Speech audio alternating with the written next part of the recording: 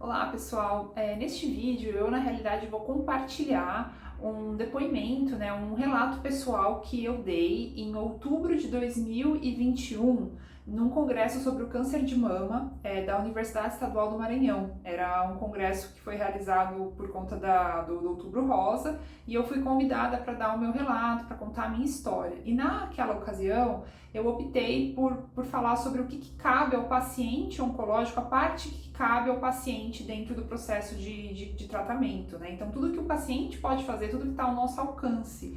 E eu contei a minha história, eu contei tudo que eu sempre busquei fazer para poder me manter, assim, o melhor possível dentro do tratamento e para buscar a minha cura, né?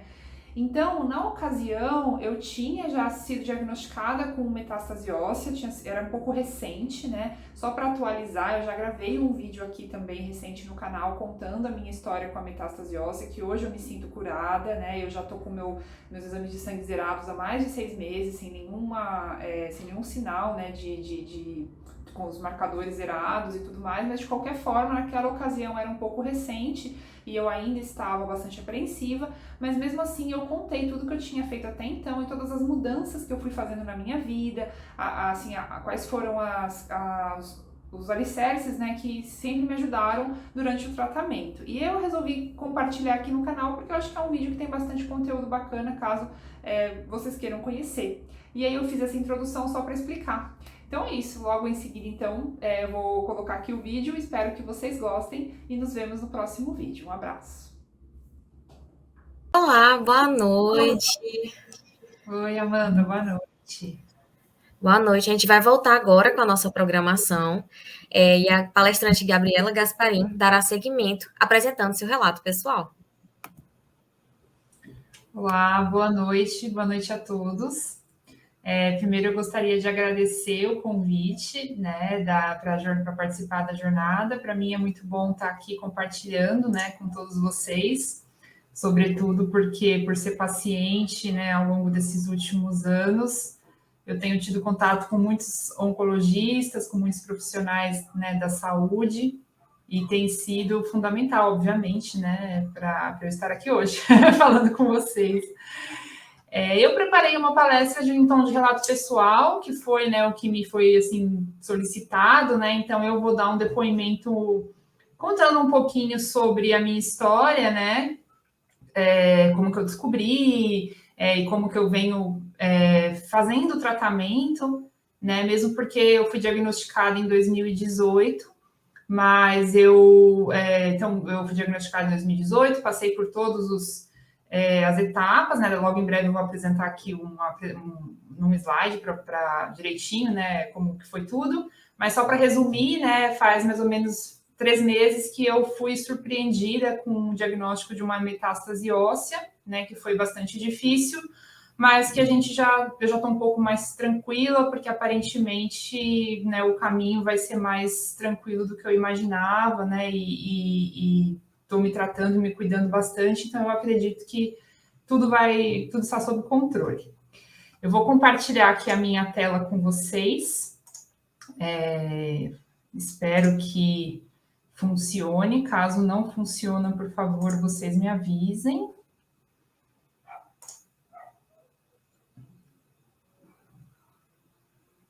Opa, peraí que acho que eu fiz errado. Tem que apertar aqui. Acredito que esteja funcionando, né? Se caso não esteja, deixa eu só perguntar aqui, tá funcionando, pessoal? Alguém pode me dizer se eu compartilhei e deu certo? Bom, acho que sim, acho que deu certo, né? Vou tentar de novo aqui, ó. Compartilhar.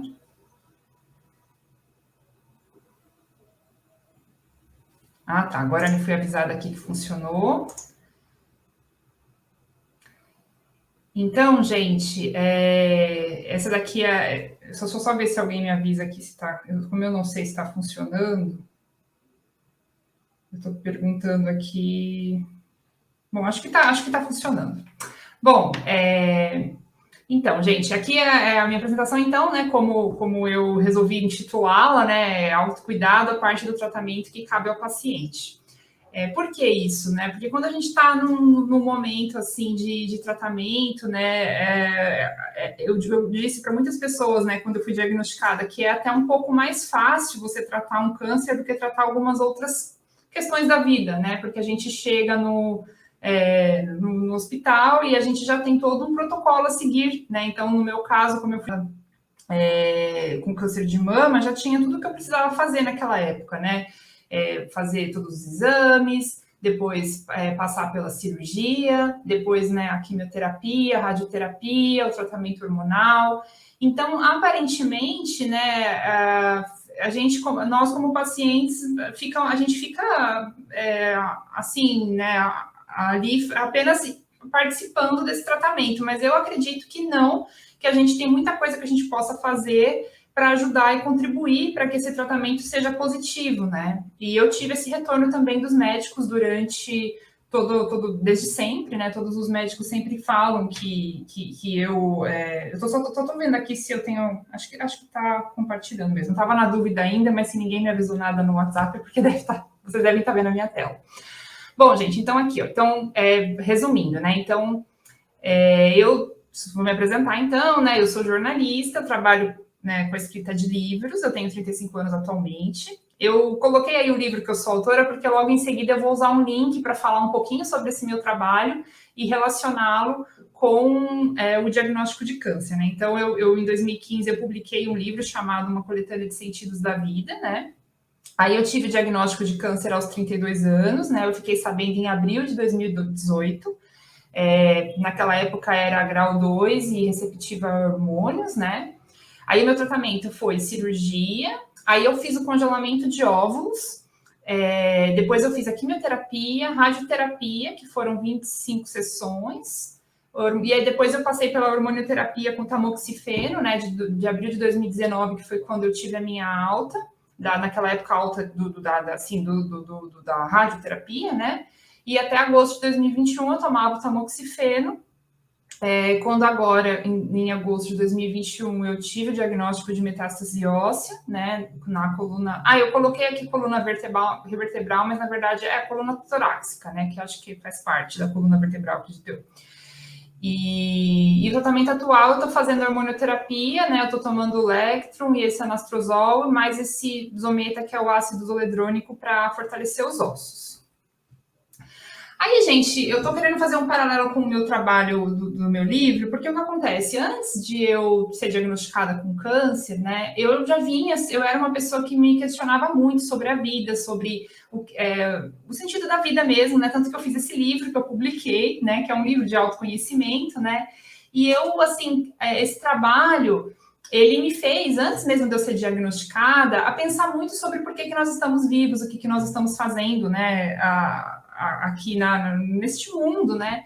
E eu fiz, assim, esse trabalho naquela época e ele me ajudou muito. Aí eu me fortaleci e me amadureci a várias questões, né? Então, eu costumo dizer para algumas pessoas que às vezes me perguntam como é que foi receber o diagnóstico, porque sempre é muito difícil e a gente fica um pouco sem chão na hora, né? Mas eu costumo dizer que esse trabalho que eu fiz, né, e essa minha busca que eu fiz antes de ter sido diagnosticada me ajudou muito a eu ter forças e encarar o tratamento. Porque quando a gente sabe o porquê que nós estamos vivos e o que a gente está... Quando a gente está embasado, a gente tem uma força e uma vontade de viver, a gente acaba tendo mais força para encarar um tratamento tão difícil como o de um câncer, né? E muitas pessoas, obviamente, a gente teme, né, a morte na hora que a gente fica sabendo de um diagnóstico como esse. Então, não estou trazendo esse livro assim só para dizer que né, é porque eu acho que está relacionado um pouco, né? Na época, quando eu fiz o livro, eu até anotei aqui alguns motivos pelos quais que é importante a gente questionar o sentido da vida, né? Então, eu coloco aqui que é autoconhecimento, ter um motivo para acordar todos os dias, né? Saber por que estamos fazendo o que fazemos diariamente, viver melhor, ter consciência para construir um mundo melhor e não se arrepender no futuro. Então, eu acho que tudo isso nos embasa até mesmo para a gente ter forças para um tratamento, né? Aqui, rapidamente, eu só vou apresentar que na época que eu fiz esse livro, como é que ele foi? Eu fiz mais de 100 entrevistas, né, com várias pessoas, né, espalhadas pelo país, que eu viajava às vezes também, né? E eu perguntava qual que era o sentido da vida E aí essas pessoas me responderam várias coisas e eu agrupei nessas respostas, né? Que o sentido da vida é amor, aproveitar e curtir, Deus, evoluir, família, sonhar e trabalhar. E algumas pessoas também me diziam que a vida não tem sentido. Então, quando a gente está falando de um tratamento oncológico, né, é muito comum a gente ficar sem chão, a gente achar que a vida não tem sentido, a gente fica, dói muito, né, e às vezes a gente não tem forças. Então, eu acredito que se a gente se embasar um pouco, né, até mesmo vocês que trabalham, né, como na área acadêmica ou como na medicina, né, trazer um pouco para os pacientes, às vezes, quando eles estão sem chão, né, esses motivos para que eles segurem a onda durante o tratamento, né? Às vezes eles têm alguma fé, alguma espiritualidade que ajuda muito, às vezes eles têm a família deles que vão ajudar eles e vão trazer força para eles seguirem no tratamento, eles vão ter sonhos, né, que eles querem realizar ainda na vida, então isso também pode dar ânimo para a gente poder manter o tratamento firme, fazer tudo que a gente pode para aguentar, né, esse período difícil que é, né, durante a cirurgia, quimioterapia, radioterapia, né, então quando a gente tem esses motivos, assim, bastante enraizados, a gente tem mais forças para seguir no tratamento, pelo menos foi comigo assim, né. Aí eu trouxe essa frase, né, que é quem tem por que viver suporta quase qualquer como, que é do Nietzsche, né, então, mais uma vez, reforçando um pouquinho aí a importância da gente estar embasado durante o tratamento, né. Eu tô falando tudo isso até mesmo porque foi como eu me embasei, né. Agora eu vou contar um pouquinho da minha história. Então, eu recebi o diagnóstico aos 32 anos, né. Como é que foi que eu descobri? Eu estava tomando banho, eu fazia todo ano, né, o check-up na ginecologista, mas enfim, tinha feito no ano anterior, em 2017, eu tinha feito todos os exames e não tinha dado nada, né? Então, em 2018, nessa data aqui, eu tenho até a data, porque tinha sido um aniversário. Opa, deixa eu voltar aqui. Ai, peraí, deixa eu voltar. Tinha sido um aniversário. Aqui, de novo.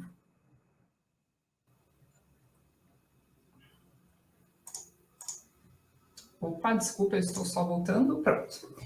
Então, tinha sido um aniversário, né, dia 28 de abril, né, de 2018, e eu lembro que eu voltei para casa desse aniversário que eu tinha ido, e eu recebi o diagnóstico, então, eu senti o carocinho, desculpa, eu estava tomando banho, e eu falei, ué, o que é esse caroço aqui na minha mama? Que estranho, eu nunca tinha sentido isso antes. E aí eu apalpei de um lado, apalpei do outro, eu nunca tinha sentido um caroço tão, né, duro assim. Muitas amigas minhas, né, mulheres, me perguntam que às vezes a gente tem dúvida quando a gente está fazendo o autoexame, né, como é que é a sensação desse caroço, porque a gente tem vários nódulos na mama, às vezes mais macios, né, e que é comum a gente sentir quando a gente apalpa. Mas aí eu sempre falo para elas que esse caroço ele era bem mais assim rígido do que os que a gente costuma ter normalmente, que realmente era diferente e eu fiquei bastante assustada. Então eu marquei uma consulta com a ginecologista dali poucos dias, aí eu fui no dia 13 de maio a ginecologista. Aí ela me pediu uma ultrassom. Eu fiz a ultrassom no dia 5 de maio daquele mesmo, né, foi logo em seguida, num sábado, e aí deu que era BIRAD 5. Essa foto, gente, que eu coloquei aqui, que sou eu nessa eu tô aqui numa casa de show em São Paulo, que é o auditório de Ibirapuera, foi tirada no dia 5 de maio, no dia que eu já tinha saído tinha ido à tarde no ultrassom, e eu tinha visto a BIRAD 5, eu tinha pesquisado no Google, eu já tinha entrado em desespero, e a gente tinha um show marcado, eu com o meu namorado na época, para assistir um show no Auditório Ibirapuera. E eu lembro que eu pedi para ele fazer essa foto, porque eu já estava em desespero, achando que eu nunca mais ia ter esse cabelo, que eu nunca mais ia ter esse corpo. Eu lembro que eu assisti o show, era uma cantora, né? Era a Ana Canhas, não sei se vocês conhecem, mas eu fiquei vendo ela cantar ali e eu falava, nossa, eu nunca mais vou me divertir na vida. Eu já comecei, eu estava bem desesperada. Aí, em seguida, né, eu fiz a biópsia, que foi feita foi tudo muito rápido, né? Agora eu vou até explicar um parênteses. Na época, eu estava sendo tratada eu não tinha convênio médico, porque eu tinha deixado um emprego, eu sou jornalista, eu tinha deixado meu emprego fixo fazia algum tempo, e eu estava vivendo como autônoma, né, que é como eu vivo até hoje. E na época eu não priorizei fazer um plano de saúde, porque eu sempre achei que o máximo que podia acontecer era eu retorcer o pé andando pela rua, assim, né? A gente é jovem e tal, eu nunca fui tão preocupada com o plano de saúde. Então, eu estava sendo tratada pelo SUS, né? Então, tudo isso, gente, eu fui fazendo no particular, né? Então, de uma certa forma, me ajudou, porque eu rapidamente fui fazendo todos os exames, né? Eu consegui, a ginecologista me fez o pedido para eu fazer a biópsia, eu fiz a biópsia, aí logo em seguida eu tive a resposta, né, que foi do receptor de estrógeno aqui, de progesterona, né, então foi tudo em maio, tá vendo? Foi tudo muito rápido. Aí eu tô colocando essas fotos aqui para mostrar como que eu era naquela época, né, porque a gente até ouviu né, a doutora Michele, né, a nutricionista, falando que a gente tem que ter um estilo de vida saudável, né? E eu tinha um estilo de vida muito saudável na época, então eu me considerava muito saudável. Eu andava de bicicleta, eu ia na academia, essas fotos foram feitas antes do meu diagnóstico, né? Eu sou uma pessoa magra, eu não me alimentava tão mal nesta época, né? Embora alguns anos antes eu me alimentasse bastante mal, comesse muito açúcar, sempre gostei de muito doce, né? Mas nessa época eu já estava reduzindo um pouco o consumo de alimentos industrializados, porque eu já estava morando, trabalhando de casa e eu mesma já estava cozinhando. Mas o meu histórico antes, né, da adolescência até por volta dos meus 25 anos, eu comia muita tranqueira, né? Eu teve uma época que eu não comia definitivamente bem, eu ia muito em fast food, eu ia muito no McDonald's, né? Mas nessa época eu já estava tendo um estilo de vida um pouco mais saudável. E aí, gente, então, quando eu recebi esse diagnóstico, né, eu recorri a toda aquela pesquisa que eu tinha feito do sentido da vida antes, né? Por isso que eu tô falando para vocês que tem uma ligação, né? E esse livro, por exemplo, foi um dos livros que eu tinha lido antes do diagnóstico, né, que se chama Em Busca de Sentido. E eu trago essa frase porque foi uma das frases que me ajudou, foi esse livro, né, lembrar desse livro me ajudou muito no diagnóstico, porque esse livro, né, foi escrito pelo Viktor Frankl, que ele é um psiquiatra e acho que ele é psiquiatra e psicoterapeuta, né, ele já faleceu, mas ele é austríaco e ele viveu em campos de concentração e ele escreveu esse livro como ele fez um estudo quando ele estava nos campos de concentração, enfim, nessa tragédia, né, da humanidade. E imagina o quão difícil que não tem, né, que não foi para ele estar lá. E como ele era psiquiatra, ele aproveitou os seus estudos acadêmicos para falar um pouquinho para estudar um pouquinho sobre o sentido da vida, né? Então ele analisou as pessoas que estavam no campo de concentração e descobriu o que movia aquelas pessoas para elas continuarem ali vivas, apesar daquela tragédia, né, assim, inominável que elas estavam vivendo, né? E aí ele diz isso aqui, né? Que uma vez que cada situação da vida constitui um desafio para a pessoa, ele apresenta um problema para resolver, pode-se, a rigor, inverter a questão pelo sentido da vida. Em análise, a pessoa não deveria perguntar qual é o sentido da sua vida, mas antes deve reconhecer que é ela que está sendo indagada. Em suma, cada pessoa é questionada pela vida, e ela somente pode responder à vida respondendo por sua própria vida. A vida, ela somente pode responder sendo responsável. Então, eu trago essa frase porque é isso. Se você está numa situação de um diagnóstico de câncer, né, você não tem que perguntar para a vida por que eu estou com câncer, por que comigo, por que não com o vizinho, né, ou agora é o fim, né. Eu tentei, assim, desde sempre, assumir uma postura um pouco mais proativa e pensar, tá bom, o que a vida espera de mim agora, né? Se eu estou nessa situação, o que eu posso fazer? O que me cabe, né? Que é isso que eu estou falando para vocês, que assim, vocês, né, na medicina e os médicos já estão fazendo tudo o que eles podem para poder fazer pesquisas e para poder salvar as nossas vidas, né? Mas e nós? O que a gente pode fazer, então, né? Eu acredito que a gente tem que, então, seguir o tratamento da melhor forma possível, se cuidar do máximo que a gente pode, fazer tudo o que estiver ao nosso alcance para ajudar nesse tratamento, ter ânimo, encontrar motivos para a gente viver, né? Porque desde o começo, todos os oncologistas sempre me disseram que, assim, elas sempre falaram, olha, pensamento positivo ajuda, ter ânimo ajuda, né? Agora mesmo, quando eu fui diagnosticada com a metástase óssea, a minha oncologista, né, a doutora Flávia Oliveira, que eu tenho, ela é muito querida, assim, porque ela foi muito atenciosa desde o começo, depois eu vou contar para vocês como que a gente soube da metástase, mas eu achei que ela foi muito cuidadosa comigo sempre, assim, né? E ela falou para mim, não, continua animada, continua com pensamento positivo, né? Então é muito importante. Eu fiquei muito feliz, né, de poder contar com esse apoio dela, porque realmente ela ser otimista me ajuda também a ser otimista, né? Então, gente, aqui, então agora falando um pouquinho das etapas, né? Então, primeiro veio a cirurgia, né? Então, como eu não tinha plano de saúde, o que eu fiz? Eu fiquei desesperada. Foi muito desesperador para mim, para minha família, né? O fato de eu não ter esse plano de saúde bem nessa hora, né? Então, o que a gente fez? Eu fiz a gente raspou as nossas poupanças, né?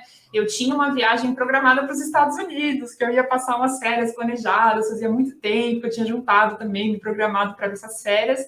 E assim, eu tive que cancelar essas férias e eu troquei a viagem pela cirurgia particular, que eu agendei no IBCC, né, que foi feito no dia 30 de maio de 2018. Eu nunca me esqueço dessa data também, porque a cirurgia foi no dia antes que era para ser minha viagem. Assim, minha viagem ia ser dia 31 de maio e no dia 30 eu estava lá no hospital indo fazer a cirurgia, né?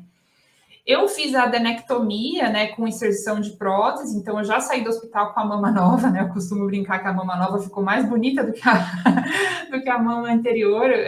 O cirurgião plástico, ele realmente mandou muito bem, assim, ele é muito bom. E todo mundo que vê, assim, a mama, os médicos, todos os exames que eu faço, todo mundo elogia.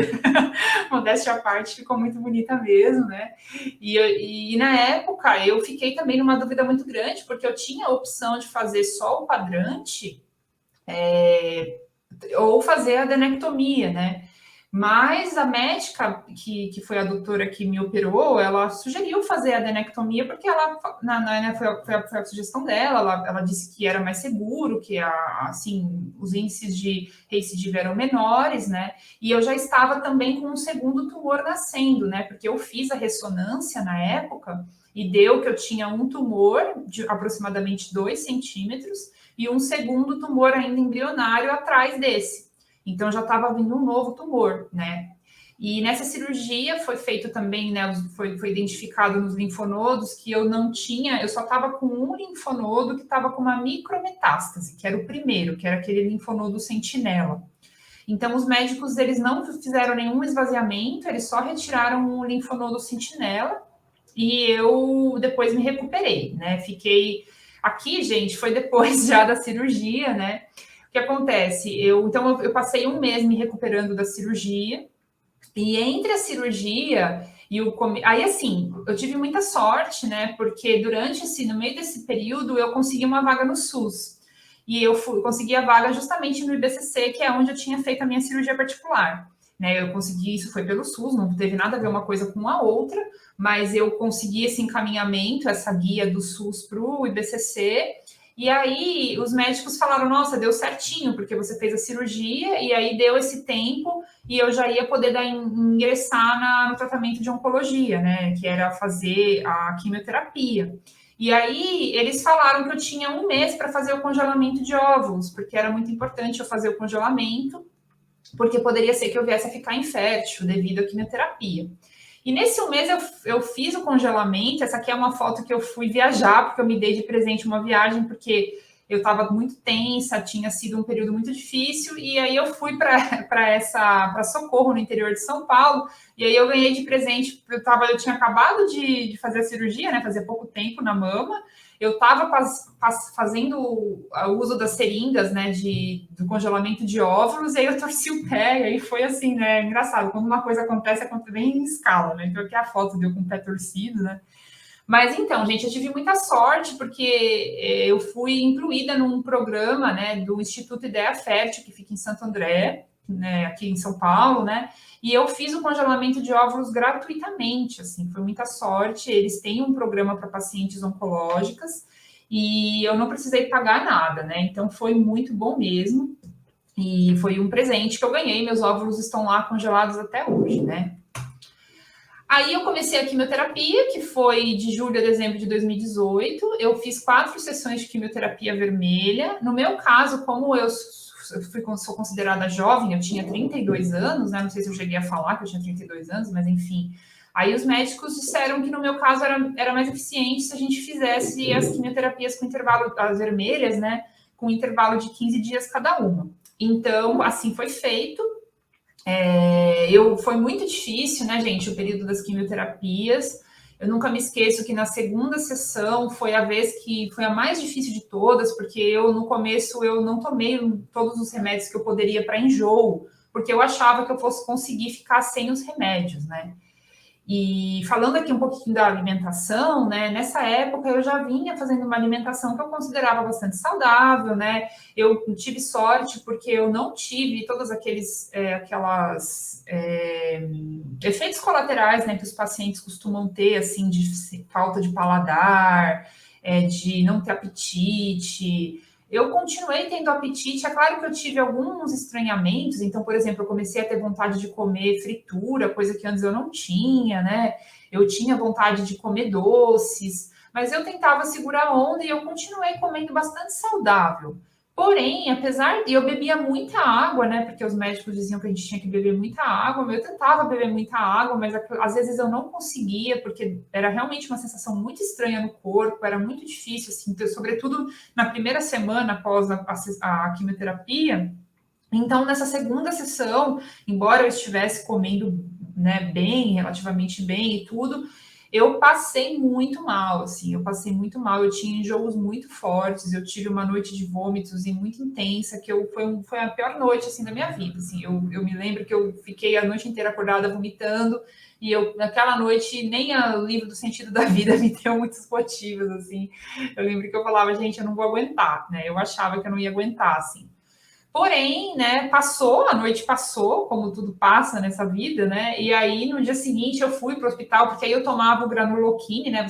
São da comunidade médica, vocês devem saber, né? Que é um medicamento para fortalecer a imunidade do corpo, né? E eu fui lá no hospital e na próxima consulta médica eu falei para a médica que eu tinha passado muito mal, e aí ela falou: olha, você precisa tomar uns reforços para enjoo, não dá para você ficar sem tomar. E eu estava achando que eu ia conseguir aguentar sem os reforços para enjoo, né? E aí eu passei a tomar os reforços e realmente melhorou, né? Eu consegui passar pelas outras duas sessões de uma forma bem mais amena, com eram muitos medicamentos para enjoo, eu lembro que eu tomava 2 juntos ao mesmo tempo, ou 3, fora os que eu recebia na veia na hora da quimioterapia, né? Mas eu consegui passar, né? E durante a quimioterapia vermelha, eu continuei fazendo exercícios físicos, é claro que não com a mesma intensidade, né? Mas eu ia, ainda andava de bicicleta, eu ia para academia nos horários mais assim vazios, né? Porque eu já estava tendo tudo aquilo que nós passamos aqui, né? Na pandemia, eu já tinha tido uma experiência naquela época, né? De não evitar aglomerações, de usar máscara. E durante o tratamento eu quase não saía de casa, mas mesmo assim eu ia para academia de vez em quando, o que eu considero que me ajudou muito a ter forças durante o tratamento. E aí depois, então durante as 4 sessões de quimioterapia, eu não tive nenhum problema, né, nas 4 vermelhas, eu não tive nenhum problema de imunidade. Porém, teve um dia só que eu tive febre, que foi um dia que eu continuava trabalhando de casa, né? Eu trabalho de casa como autônoma, escrevendo, né? Eu sou jornalista, e eu estava escrevendo, né, na época, um dos meus trabalhos, e eu passei por um estresse de trabalho, e esse estresse, como eu estava com a minha imunidade baixa, me deu febre. Então, teve só uma vez que eu tive febre, que foi no final da última sessão de quimioterapia vermelha, que eu estava indo para a sessão branca. Então, nesse intervalo, em vez de ser 2 semanas, a gente deu 3 semanas, que foi para eu me fortalecer, para eu poder começar as quimioterapias brancas, né? Aí aqui tem algumas fotos desse processo, né? Então eu raspei meu cabelo, né? Que foi um pouquinho antes, assim, entre a primeira e a segunda quimioterapia vermelha. Depois meu cabelo já ficou um pouco, já caiu, eu fiquei carequinha. Essa daqui sou eu durante as sessões de quimioterapia. Essa daí foi na segunda sessão, essa eu com o cabelinho ainda. Depois essa daqui foi na última sessão, essa que eu tô carequinha, foi a última sessão de quimioterapia vermelha. Aí eu coloquei aqui, né, os autocuidados que eu tive durante as químios, né? Então a alimentação, eu fazia uma vitamina todo dia de manhã com inhame, eu colocava frutas, eu comia muita salada, né? Eu lavava a salada muito bem com hipoclorito, né?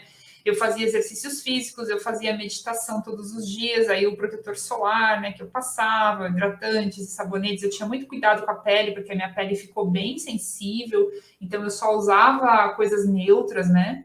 Eu fiquei muito em casa, eu quase não saía. Aí eu usava máscara e eu também fazia esse gargarejo com bicarbonato de sódio, né, que os médicos falavam que era bom para não ter probleminhas na língua e nem ter aftas, né? Então, todos esses cuidados que eu tô falando que eu acho que ajudaram também a eu encarar esse período, né? Aí aqui eu fazendo exercício físico mesmo, doente, tá vendo? Eu ia lá na academia, a academia tava bem vazia, né? Era o horário que eu ia durante a manhã, assim, quando não tinha quase ninguém. Eu andando de bicicleta, eu achava, né, quando eu fui diagnosticada, que eu nunca mais ia poder andar de bicicleta. Ledo engano, né? Eu continuei andando de bicicleta mesmo durante o tratamento. Eu ia para psicóloga de bicicleta. Eu até preferia andar de bicicleta, porque assim eu não precisava pegar transporte público, né?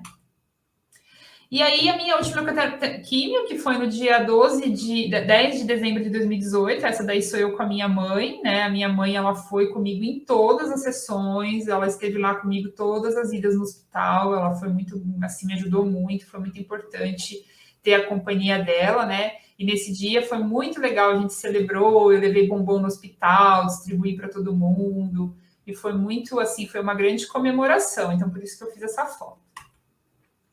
Aí, gente, eu tirei uma mini férias, né? Então, eu também acho que me ajudou muito, assim, eu ter essa possibilidade, né? Eu fui para Jericoacoara na época, entre o término da quimioterapia e o início da rádio, né? Eu tive um mês de descanso. E aí eu fui para a praia. Eu nunca me esqueço da emoção que eu tive ao ver o mar, porque eu tinha passado 6 meses trancada dentro de casa, até mais, né? Porque tinha sido desde maio do diagnóstico, né, até dezembro, trancada dentro de casa, eu estava toda branquela, e aí eu passei muito protetor solar, e os médicos falaram que se eu tomasse cuidado eu podia ir para a praia, então eu fui, e foi muito bom. Vocês podem ver aqui que numa dessas fotos, o meu pé vai estar... Aqui não dá para reparar, mas o meu pé estava super inchado, porque as quimioterapias brancas, né, causaram um inchaço muito forte nos meus pés. Então, minha perninha estava bem inchadinha, tá vendo? Mas mesmo assim, eu fui para a praia e foi muito legal. Aí depois eu iniciei a radioterapia, eu fiz 25 sessões. Aí essa foto aqui sou eu, né, batendo o sininho lá do hospital. Também minha mãe estava comigo nesse dia, né? E aí eu tive, né, o fim do período de radioterapia, né? O período de radioterapia foi um pouco mais tranquilo, né, comparado com a químio. Vocês podem ver que meu cabelo já começou a crescer. E a única coisa que eu fazia era fazer salmouras, que pelo menos para mim funcionou muito, assim. Eu fazia salmouras eu passava pomada, que foi recomendada, né? E eu também fazia salmouras com, como é que é o nome? Chá de camomila, chá de camomila. E também durante a quimioterapia eu fazia também como eu nunca coloquei aquele catéter, né? Eu sempre usava as injeções mesmo, a punção na veia mesmo. Eu fiquei com as veias da minha mão bem, bem doloridas. Então eu fazia também banhos eu colocava o chá de camomila à noite antes de dormir, numas vasilhas e eu deixava o meu braço assim 10 a 20 minutos no chá de camomila. E durante a radioterapia, eu também fazia salmouras com chá de camomila na mama e ajudou muito. Eu quase não tive, assim, não ficou carne viva em nenhum lugar, só ficou vermelho mesmo, não chegou a ficar, assim, em situação muito grave, né? Mesmo com as radioterapias. Eu também ganhei um pouco de peso durante o tratamento, que eu acredito que seja por conta de todas as medicações e alguma outra mudança, né, no meu estilo de vida, mas não foi tanto, assim, devo ter ganhado uns 4 quilos, 5 quilos durante o tratamento. Aí eu tô só passando aqui rapidamente, né? Minha comemoração, eu fui para Itália de férias em 2009, de 2019, me dei isso de presente. Aí depois eu fui para os Estados Unidos, foi muito legal também. A vida foi seguindo, tá vendo? Ó, como meu cabelo foi crescendo, né? Essa daqui sou eu na academia já me recuperando. Olha a minha carinha de pálida, eu não tinha sobrancelha, não tinha nada, né? Aí já eu me recuperando, meu cabelo crescendo, minha vaidade foi voltando, né? Foi muito legal, eu me senti um pouco mais bonita, né? Meu cabelo foi crescendo, olha, fui trazendo umas fotos para vocês verem, né? Meu cabelo crescendo. a vida seguindo, e eu fui ficando bem, né? Aí, assim, eu passei a tomar o tamoxifeno, na época eu tinha muito medo, né, de tomar o tamoxifeno, eu achava que fosse me dar muitos efeitos, mas, assim, eu não tive tantos efeitos, né? A única coisa que eu sentia eram os fogachos e um pouco de irritação, um pouco de cansaço, mas como eu sempre fui muito ativa, né? Então, novamente, vem aí a importância de você se cuidar, né? Eu sempre fazia muita atividade física, eu sempre tentei me manter bastante ativa. Eu acho que os efeitos do tamoxifeno acabaram sendo um pouco reduzidos, né? Então, algumas assim, dos efeitos colaterais que as mulheres relatam, eu não tive, né? E aí, gente, então já para concluir, quase já concluindo, né? Então, e eu fui, né, a minha metástase óssea, como que ela foi descoberta, né? Eu estava então fazendo o acompanhamento com a oncologista a cada 3 meses ainda, todo 3 meses eu vou lá, né, com a doutora Flávia, ela sempre, como eu falei para vocês, ela é muito atenciosa, ela é muito cuidadosa, ela sempre pede todos os exames, ela sempre pergunta tudo para mim. Eu acho assim, antes dela eu tinha passado por uma outra oncologista e eu realmente sou muito grata por estar passando com a doutora Flávia agora, porque ela realmente é muito atenciosa. E uma coisa que ela estava acompanhando era o meu CA, né? Que é esse CA 1513. E aí, na primeira vez, ele deu um pouco alterado. Isso foi. Opa, acho que eu vou ter que voltar aqui, sem querer. Então, ele deu um pouco alterado, deu 33, e eu não sabia o que isso significava. Na verdade, eu nem perguntei quando deu esse. Que eu não sei se você sabe, né? Mas acredito que sim, mas o normal é até 28, né? E o meu deu 33, e eu lembro que quando deu isso daí, eu nem sabia o que era esse CA 1513 na época, eu não dei bola, ela não, e ela foi super secreta, assim, ela não falou nada, ela não me desesperou, ela só pediu novos exames, meio que para acompanhar, não falou nada, e 13 falou, volta daqui 3 meses. Quando eu voltei dali 3 meses, deu alterado novamente, e ela também tinha pedido o CEA, que eu também não fazia ideia do que era, e estava 5,3, que o normal é até 3, né, para pessoas que não fumam, e o meu estava 5,3. E isso assustou um pouco, e só que eu, quando vi o resultado desses exames, eu já buguei, né? Isso foi em meados de junho deste ano. E quando eu buguei, eu fiquei muito desesperada novamente, porque eu falei, isso daqui não é nada bom, né?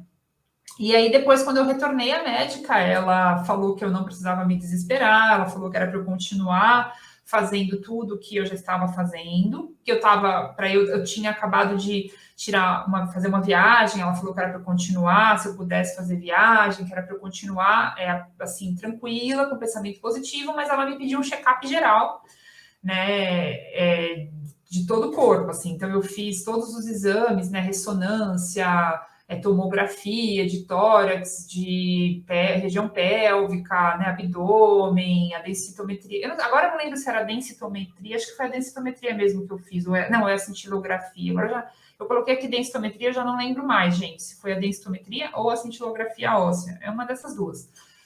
E aí, quando eu retornei lá, ela deu, então, nesse exame dos ossos, apareceu, né, então, né, a marquinha de que tinha alguma coisa. Ela me pediu o PET scan, que confirmou, né, que eu estava com as lesões dos ossos.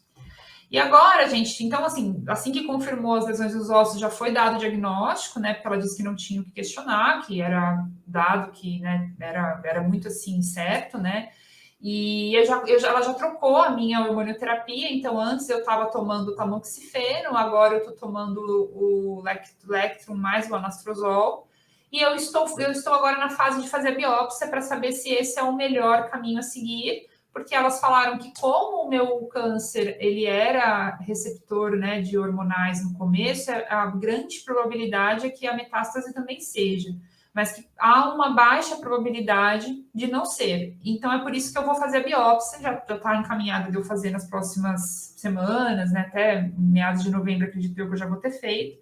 E aí a gente vai saber, né, se está no caminho certo, né. A única questão é que ela já me pediu, né, nesse meio tempo, um exame, uma ressonância da minha coluna, e a gente ficou muito feliz, né? Eu vou amanhã no retorno, né? Mas eu já peguei o resultado do exame e eu estou muito feliz que aparentemente as lesões estão sob controle, não tem nenhum, né, não tem nenhuma, assim, não está mostrando que vai ter nenhum risco de fratura a princípio, né? E aí, assim, agora voltando um pouquinho para a parte que cabe do paciente, né? Então, como eu já falei na primeira, eu estava assistindo, né, a palestra da doutora Michele, né? Então, desde que eu soube, eu fiquei, o que eu posso fazer, né? O que me cabe aqui? Novamente, eu me fiz essa pergunta. Então, tá, né? O hospital já está me trazendo aí um caminho, né? Que é tomar os medicamentos, né? Mas o que mais que eu posso fazer, né? Então, eu resolvi testar, então, essa alimentação vegana, bem saudável. Eu estou, né, como a nutricionista falou lá, eu estou sim sendo acompanhada por uma nutricionista que está me pedindo vários exames para acompanhar os meus níveis, né, de nutrientes no meu sangue. Ela me deu esse nutriente de B12, porque aparentemente é obrigatório para quem não come carne, né? Mas ela falou que é um benefício que vale muito a pena, porque como eu estou nesse momento, tudo que a gente puder fazer para contribuir é melhor. Então, eu estou fazendo. Até que a nutricionista, a doutora Michele, falou que a gente tem que comer muito grão, né? Eu até tenho aqui um prato, tá vendo? Eu estou comendo um monte de grão, coisa germinada. Eu estou comendo muita coisa fresquinha, fazendo esses sucos verdes e esse suco todos os dias de beterraba aqui também. Então, eu tomo suco verde de manhã, suco de beterraba à tarde, né? Então, eu estou com esse acompanhamento nutricional que está me apoiando bem aí para que eu não cometa nenhum deslize seguindo o veganismo, né? Porque eu parei de comer a carne, como já foi comprovado aí na apresentação, né, da nutricionista, né, que é bom não comer mesmo, né, pelo visto, né, pelo que as pesquisas apontaram. Só o leite mesmo que, né, tem aí o questionamento, né? Mas como eu estou seguindo essa linha, eu resolvi seguir. Vamos ver o que vai acontecer. Acredito eu que nos próximos meses eu vou ter mais certeza se esse caminho está sendo melhor, né? Junto, obviamente, com o tratamento no hospital, que também a gente vai saber nos próximos meses, né? Como anda tudo, assim. Mas eu estou me sentindo super bem, né? E só para concluir, então, a palestra, né?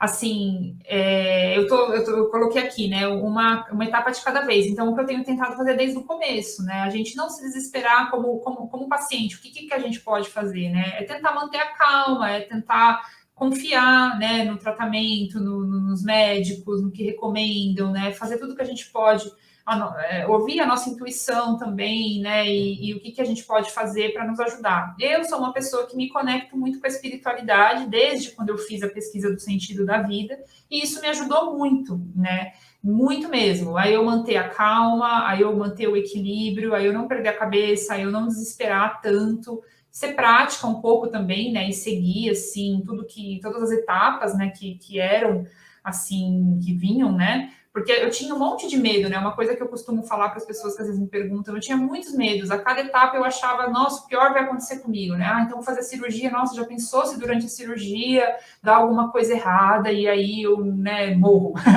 ou se não, nossa, já pensou se durante a quimioterapia der alguma coisa errada e eu nunca mais, né, eu tinha vários medos, assim, tudo poderia dar errado, né? O meu cabelo ia cair, depois, sei lá, se o meu cabelo, quando que vai voltar a crescer? Eu não, minha pele, será que minha pele vai ter alguma, né, infecção? Será que eu vou aguentar, né? E a gente tem muitos medos, e cada etapa eu pesquisava tudo que poderia acontecer de negativo, e eu ficava um pouco desesperada, e eu pensava, não, calma, Gabriela, uma etapa de cada vez, né? Você não sabe se essas coisas horríveis que você está prevendo vão acontecer. E elas, de fato, não aconteceram, né? Nenhum dos meus medos se concretizaram, até mesmo com o tamoxifeno. Eu esperava que eu fosse engordar, que eu fosse ficar irritada, que eu fosse, sabe, perder a minha libido e que eu nunca mais ia ser uma mulher saudável. Muito pelo assim, nada aconteceu de tão drástico. É claro que é difícil, mas eu consegui passar por tudo isso com a ajuda das pessoas ao meu redor, da minha família, dos meus pais que sempre me apoiam muito, né, dos meus amigos. Então eu me sinto sempre muito amparada em cada uma das etapas, né? Aí eu coloco aqui então essas frases que me ajudaram, que são, né, da linha que eu sigo, mas que cada um pode encontrar a sua, né? Mas o Buda, ele fala, né, que se você quer saber a verdade da vida e da morte, precisa refletir continuamente sobre isso.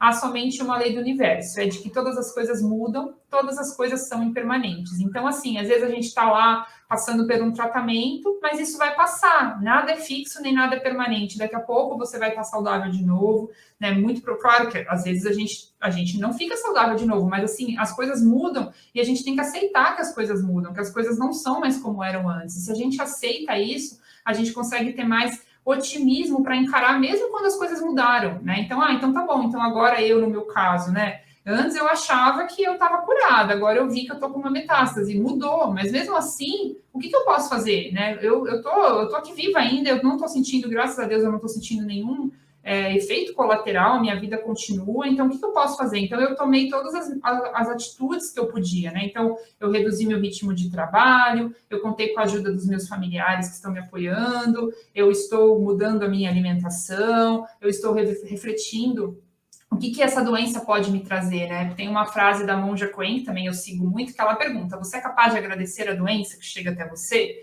Né? Então, assim, é tão difícil a gente agradecer uma doença, mas a doença chegou. O que essa doença está me mostrando, né? De repente ela está me mostrando que a vida, mas tem coisas da vida que são mais importantes do que só eu ficar trabalhando muito, ou que eu posso me cuidar mais ainda, né? E aí eu estou agora me alimentando melhor e eu estou vendo os benefícios disso, né? O quanto que é importante a gente ter o apoio das pessoas que a gente ama, da nossa família. Então, tudo isso está me fazendo rever muitas coisas na minha vida. Então, sim, tem um lado positivo, né? E aí, agora, daqui para frente, né? Que passos que eu posso dar na minha vida que pode fazer com que ela tenha ainda mais sentido? Como é que eu posso ser uma pessoa melhor, né? Se eu não tivesse a doença, talvez eu não teria pensado essas coisas, né? E aí, só para terminar, então, né, eu coloquei essa frase aqui, né, do Sartre, que eu até tinha postado no meu Instagram recentemente, né, quando no Outubro Rosa, eu fiz um texto e eu coloquei lá, né, que tratar um câncer pode ser desafiador, mas nos convida a refletir sobre algo profundo, né, por que a gente está vivo, por que a gente quer viver, o que nos move, né, e o que nos cabe, qual que é a parte que nos cabe aqui nessa história, né? Então aí o Sartre diz, né? Não importa o que a vida fez de você, mas o que você faz com o que a vida fez de você. Então é isso, essa é a minha apresentação. Aí agora eu vou voltar aqui, né? Vou voltar para a tela. Incrível, a gente agradece muito pelo seu relato, a gente se solidariza com sua história, realmente foi incrível. A gente deseja que tudo dê certo daqui para frente, né? Com certeza, uma etapa de cada vez. Eu acho que temos alguma pergunta. Pode colocar aí na tela. Se você costumava fazer o autoexame antes de perceber seu nódulo, porque você contou, né, que foi no banho, você percebeu que tinha alguma coisa estranha. Qual é a sua consciência sobre o câncer de mama de forma geral antes do diagnóstico? Ah, sim, isso é muito importante. Então, quando eu tive diagnóstico, eu até eu postei lá na época, né, em 2018, quando eu estava em tratamento, eu postei um Outubro Rosa, eu até postei um texto sobre isso. Eu acho que é muito importante as campanhas, porque assim, eu não fazia o autoexame, eu fazia muito raramente, mas eu ia todos os anos na ginecologista e eu sempre fazia os exames na ginecologista. Porém, as campanhas e a publicidade do autoexame foi o que me alertou quando por que eu senti o nódulo? Gente, eu não sei, foi uma intuição. Eu estava tomando banho e, de repente, eu coloquei a mão na mama. Eu não sei, eu digo que foi uma intuição. Eu senti uma coisa esquisita e coloquei a mão e eu senti um nódulo, assim. Ele não era um nódulo tão palpável, que era uma coisa que, passando sabonete, não dava para sentir. Mas eu fiz o autoexame naquela hora. Por que eu fiz? Porque eu sabia que existia autoexame, porque eu via as campanhas, eu sabia o que era isso, então imediatamente eu me alertei, eu falei, opa, isso aqui, nossa, aí eu lembrei da campanha, eu lembrei que é importante fazer autoexame, aí eu vi uma mama, eu vi a outra, e como eu já tinha feito autoexames algumas vezes, eu também pude identificar que dessa vez era diferente. Então, embora eu não fizesse com todo mês, assim, né, na época, eu não fazia, digamos assim, com frequência, mas eu já tinha feito algumas vezes, e eu já tinha feito e percebido que existem aqueles nódulozinhos molinhos, né, na mama, e eu sabia que daquela vez era diferente. Então, eu acho que é muito importante mesmo, assim, ter essas campanhas e, enfim, eu acho que é muito importante as mulheres fazerem e estarem atentas, irem no médico todos os anos, né? Então, porque assim, caso também eu não tivesse feito o autoexame, como eu ia todo ano, eu logo ia descobrir também. porque eu já estava vencendo o prazo de eu voltar na ginecologista, então era uma coisa que de um jeito ou de outro eu iria descobrir, mas é porque eu, né, fazia o check-up todo ano também, né?